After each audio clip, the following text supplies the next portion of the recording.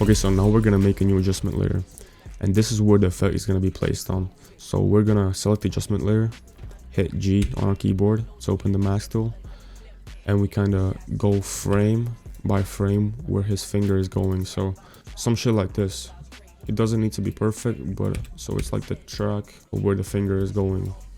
Okay, so now when you're done with the mask, you can add a stroke effect to it, and this is the line that like kind of goes to his finger. And all we need to do is basically just animate it, and you're done with the effect. So we can increase the brush size a little bit, decrease the end value to 0, and then go to the first frame of the clip, keyframe start, and then just kind of go through his finger and adjust it. So it's kind of tracking onto the finger. It doesn't even need to be perfect as well, but just so it doesn't kind of like bounce ahead of the clip. So now when you adjusted the start values, his finger kind of draws this line, which is already like a pretty cool effect. You can leave it at this or keyframe the end values as well, and then just kind of go with the track.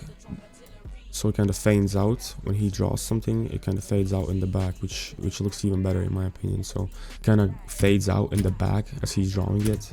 And if you want to spice it up even more, you can add your own effects to it. And personally right now I'm just gonna make it into a composition. The basic effects you could put is deep glow, which looks so much better already.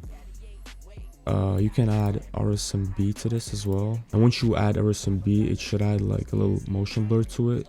You could also add effects like Zebrify color to this, where the colors are consistently changing and adding like a unique look to it. You could also add like distort chrome to it, play around with the amounts. I like to keep it at 0, 0, 40, and boom. And now if you want to make it pop even more, we could also add deep glow to it, some RSMB like we did previously, and now you have this little trailing effect following his finger. And if you guys did enjoy the video, make sure to hit the like button and comment down below on what effect I should make a tutorial on next. And if you want to buy my editing pack, I'll have that listed down in the description.